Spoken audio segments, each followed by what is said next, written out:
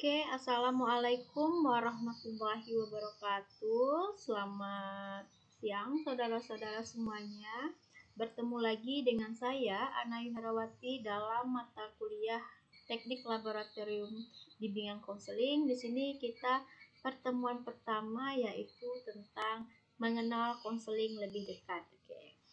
Saudara-saudara sekalian, saya harap pada materi kali ini saudara-saudara sekalian memperhatikan karena nanti ada beberapa tugas atau praktik yang perlu kalian lakukan. Oke.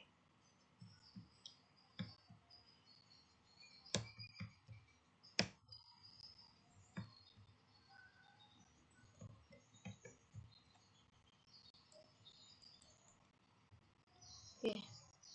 Nah, di sini yang pertama kita bahas dulu, yang pertama kali itu adalah dinamika perubahan dalam konseling ya.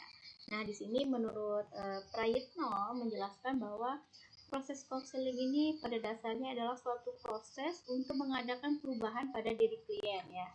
Perubahan itu sendiri merupakan penimbulan suatu yang baru yang sebelumnya belum ada ataupun belum berkembang. Jadi perubahan ini diharapkan merupakan perubahan yang positif terstruktur. Jadi dari yang memiliki masalah ya, jadi tidak memiliki masalah lagi gitu ya, atau terentaskannya masalah.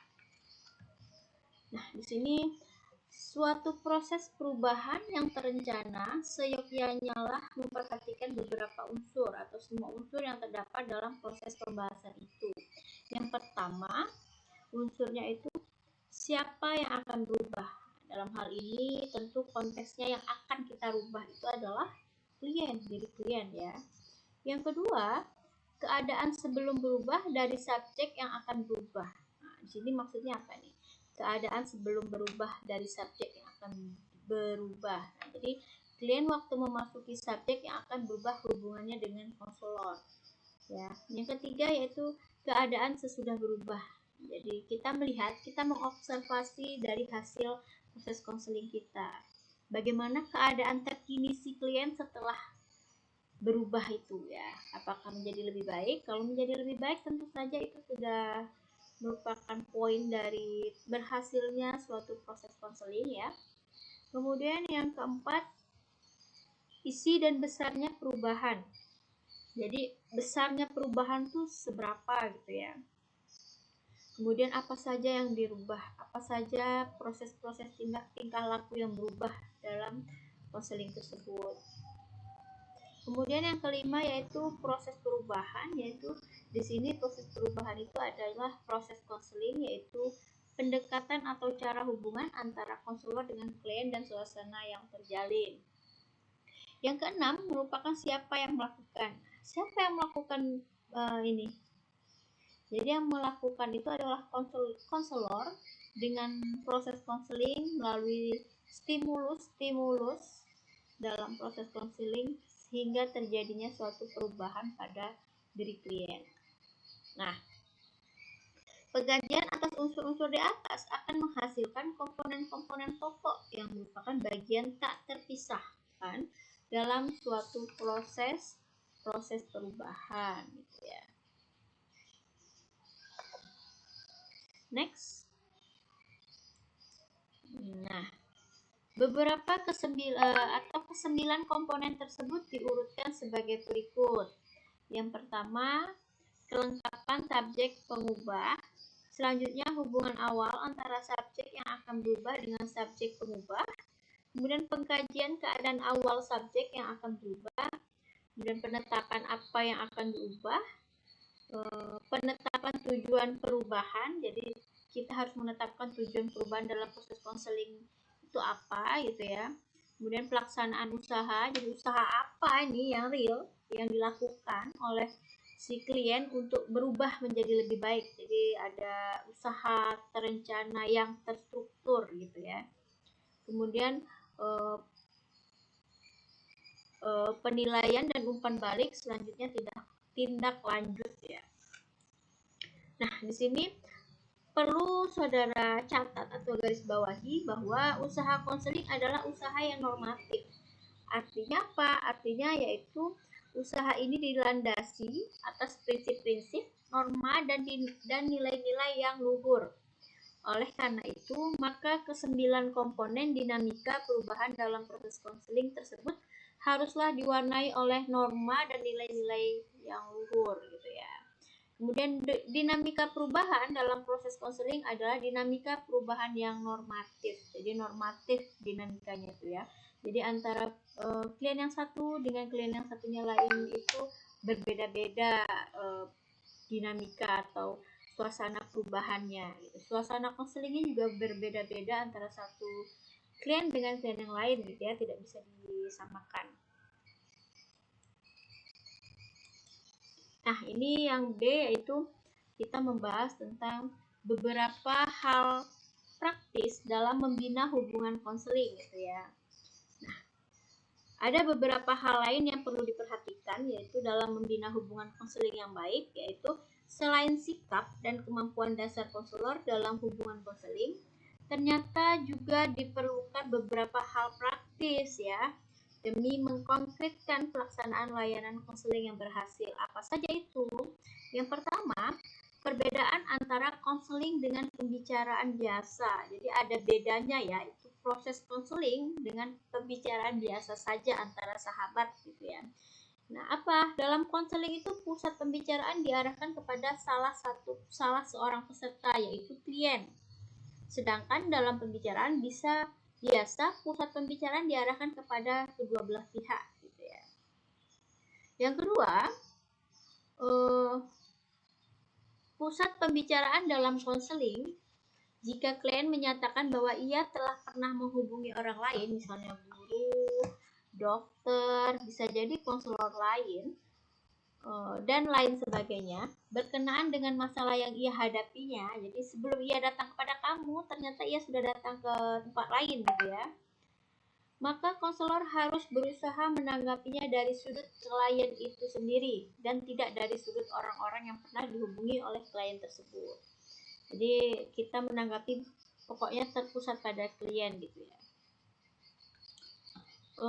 Kemudian yang ketiga, klien sendiri yang menetapkan pokok pembicaraan dalam konseling ya. Jadi biarkanlah klien menetapkan sendiri pokok-pokok pembicaraan yang akan dibahas dalam proses konseling gitu. Konselor tidak perlu memulai pembicaraan dengan meminta klien menceritakan sesuatu yang khusus gitu ya.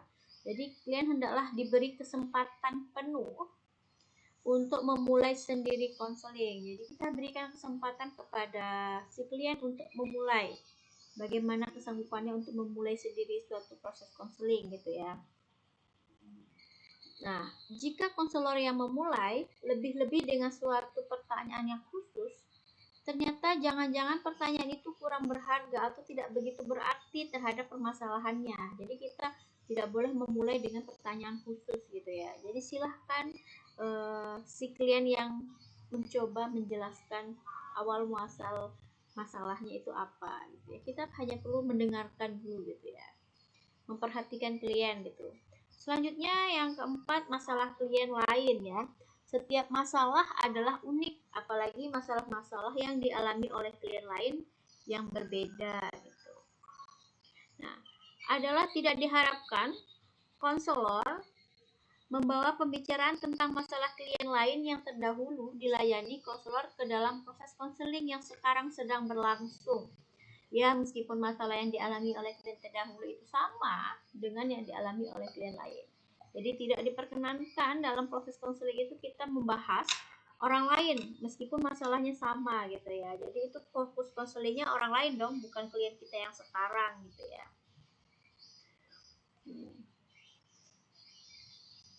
Nah, ternyata sangat besar kemungkinan masalah yang tampaknya sama itu sebenarnya banyak sekali perbedaan gitu ya. Seandainya masalah yang tampak sama itu sama-sama sedang tidak fokus belajar.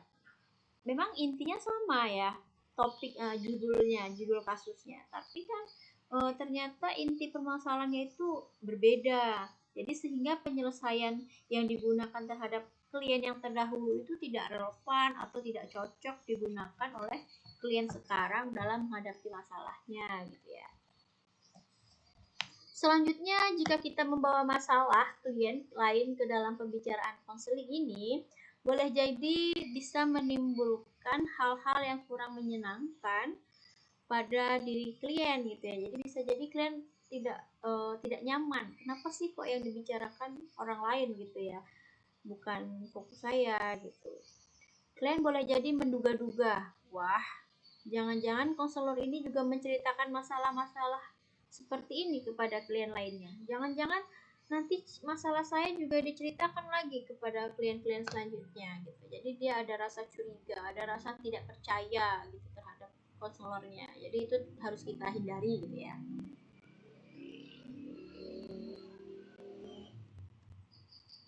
Oke, selanjutnya. Nah, yang kelima yaitu tidak membangkitkan reaksi pertahanan diri pada klien dan sikap konselor. Nah, konselor hendaknya tidak membangkitkan sikap mempertahankan diri pada klien ya. Penggunaan kata-kata bodoh, lamban, penakut dan sebagainya hendaklah dihindari kecuali kalau klien itu sendiri mempergunakan kata-kata tersebut untuk dirinya sendiri. Jadi kita tidak boleh memberikan label-label negatif kepada klien kita gitu ya. Karena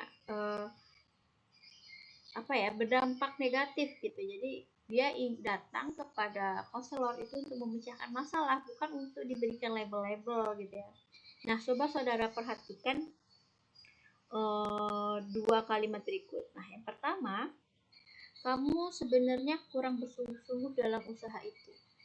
Nah, yang kedua, ternyata kamu sama sekali tidak mempunyai keberanian mencobanya. Nah, coba kalian perhatikan A dan B itu ya.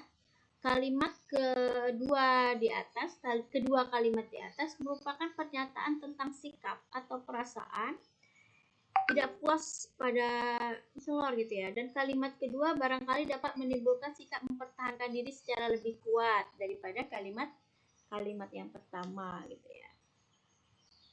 Nah, kata-kata tertentu itu boleh jadi menimbulkan sikap mempertahankan diri pada klien. Seperti itu misalnya, seorang klien tiba-tiba meradang atau marah gitu ya, marah besar ketika konselor mempergunakan kata-kata perasa dalam merefleksikan perasaan klien gitu ya. Contohnya gini, ketika konselor mengatakan, nampaknya Anda itu adalah seseorang yang perasa ya. Nah, dengan kalimat tersebut tanda kutip ya, menimbulkan emosi gitu ya, atau reaksi amarah yang ditunjukkan oleh klien gitu ya. Nah, jadi klien tiba-tiba menyahut, bisa jadi klien bisa jawab gini, saya tidaklah perasa seperti yang Bapak Ibu perkirakan gitu ya. Saya selalu berusaha menggunakan pikiran dan menanggapinya setiap masalah gitu ya. Jadi tuduhan Bapak tentang saya perasa itu tidak benar. Jadi dia membela diri gitu ya, karena dia sudah tersinggung duluan. Nah, coba saudara bayangkan apabila di awal-awal sudah begitu, atau di proses konseling sudah adanya pertahanan diri pada klien, apa yang akan terjadi selanjutnya? Saya rasa si klien tidak betah dalam proses konseling gitu ya. Si klien tidak ingin melanjutkan lagi proses konseling karena dia sudah mengucap bahwa ternyata konselor saya ini sudah mudah mengejudge gitu ya. Padahal kita tidak tahu yang sebenarnya. Nah, di sini kita bahas juga tentang dinamika hubungan dalam konseling gitu ya. Perlu saudara ketahui bahwa pelayanan konseling yang profesional yaitu pelayanan yang mengedepankan kemampuan konselor untuk mampu memfasilitasi kebutuhan klien dalam mengembangkan dirinya dan untuk mencapai kehidupan yang efektif sehari-hari ya. Kehidupan efektif sehari-hari itu biasa disingkat dengan KES, dan lawannya adalah apa? KST, kehidupan efektif sehari-hari terganggu. Nah, ternyata layanan konseling itu merupakan kebutuhan hampir semua individu berbagai tingkatan umur dan latar belakang sosial ya saudara-saudara. Kebutuhan tersebut akan semakin lebih terasa pada saat ini akibat dari semakin kompleksnya permasalahan-permasalahan yang dihadapi oleh individu. Jadi semakin kompleksnya permasalahan, maka ternyata layanan konseling individu ini sangat dibutuhkan. Gitu ya. Nah, di sini keberhasilan konseling sangat ditentukan ternyata oleh kemampuan, kemudian keterampilan dan kemauan konselor itu sendiri. Dengan demikian, berbagai pengetahuan atau wawasan dan keterampilan serta teknik konseling sangat diperlukan dalam penyelenggaraan konseling gitu ya.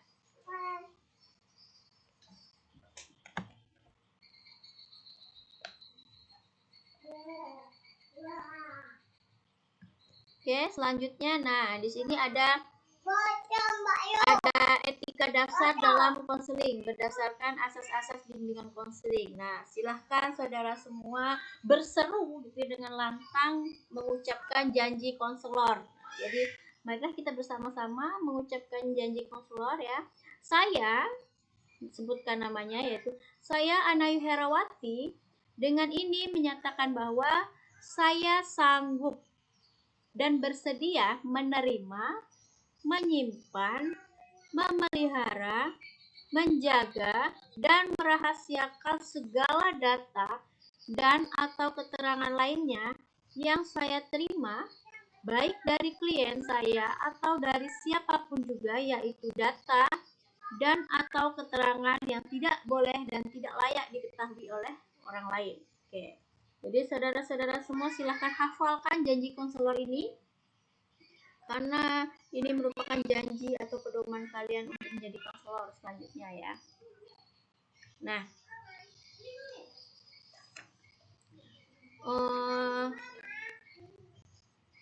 di sini ada pentahapan dalam konseling ya.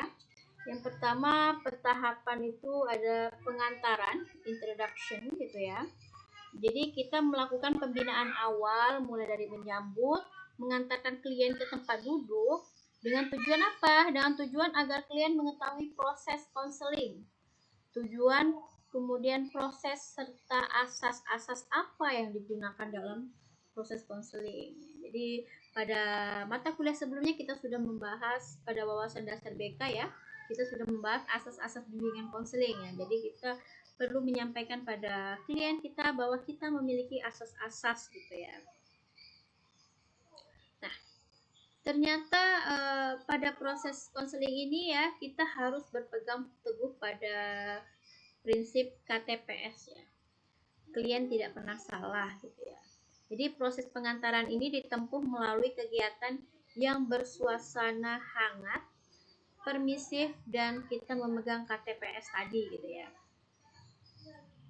Nah, di sini bisa dalam pengantaran ini bisa kita tunjukkan melalui bahasa nonverbal seperti tatapan mata, senyuman, salaman, dan sentuhan ya.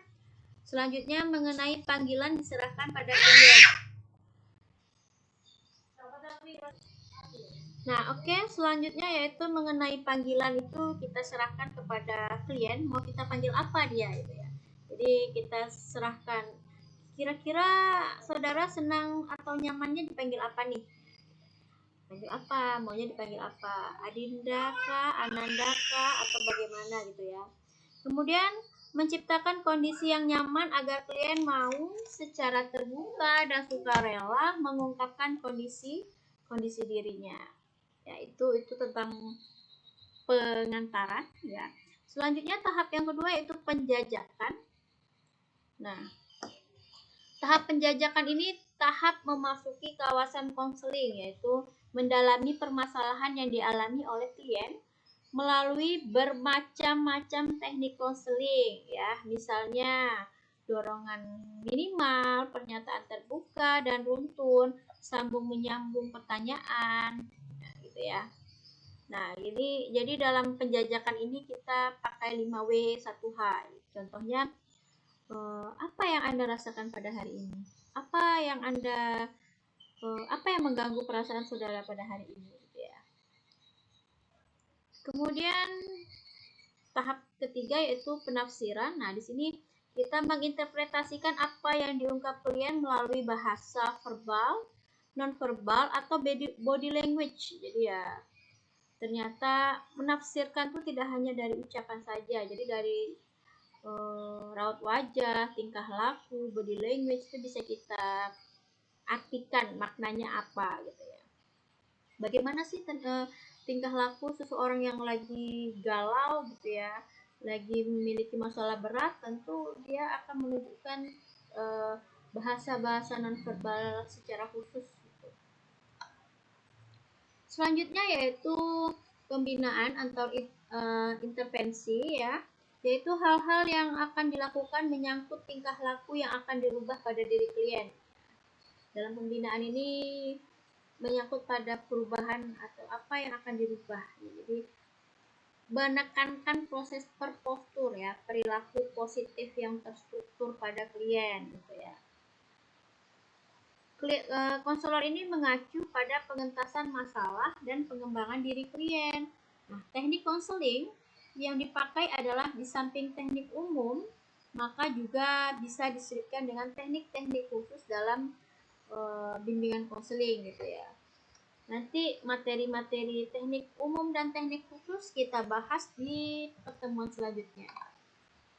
Yang kelima yaitu tahapan penilaian. Nah, di sini kita ada penilaian atau evaluasi ya. Yang kita gunakan adalah Lysek, yaitu penilaian segera. Nanti saudara setelah melakukan konseling silahkan kalian observasi penilaian segeranya terhadap klien itu apa gitu ya. Kemudian penilaian jangka pendeknya bagaimana. Kemudian penilaian jangka panjangnya juga bagaimana gitu ya. Nah, yang perlu kalian garis bawahi atau yang perlu kalian tahu yaitu dalam penilaian itu dapat dilihat dari hal-hal sebagai berikut. Yang pertama, AKUS ya, acuan. Acuan itu adalah sasaran langsung perubahan atau indikator ketercapaian tujuan perubahan diri klien. Kemudian kompetensi yaitu kemampuan yang dimiliki klien untuk mencapai sasaran perubahan perilaku ya. Selanjutnya usaha yaitu kondisi langkah-langkah yang diupayakan klien untuk mencapai perubahan perilaku. Kemudian rasa yaitu kondisi perasaan klien untuk mencapai perubahan perilaku, misalnya senang, lega, bahagia, tidak ragu, lebih bersemangat, optimis, saya oke, saya bisa dan sebagainya. Kemudian yang S yaitu kesungguhan, yaitu daya, motivasi atau kemauan ya, komitmen klien untuk melakukan perubahan terhadap sasaran perilaku yang diinginkan gitu ya. Jadi dalam penilaian itu ada tahapannya itu. AKUS ya, acuan, kompetensi, usaha, rasa, sungguh-sungguh. Oke, saudara-saudara sekalian, materi pertemuan pertama tentang dinamika bimbingan konseling atau kita mengenal lebih dekat bimbingan konseling sudah secara umum sudah saya sampaikan. Silakan saudara-saudara sekalian jangan lupa membuat tugas setiap minggunya, setiap materi itu di dalam buku buku jurnal. Bisa buku jurnalnya itu tadi dari buku diary ya, sudah saya sampaikan pada kontrak perkuliahan sebelumnya. Silahkan saudara jelaskan lagi, kalian review lagi materi yang sudah kita bahas setiap pertemuannya. Oke, demikian materi kita pada hari ini. Saya akhiri. Wassalamualaikum warahmatullahi wabarakatuh.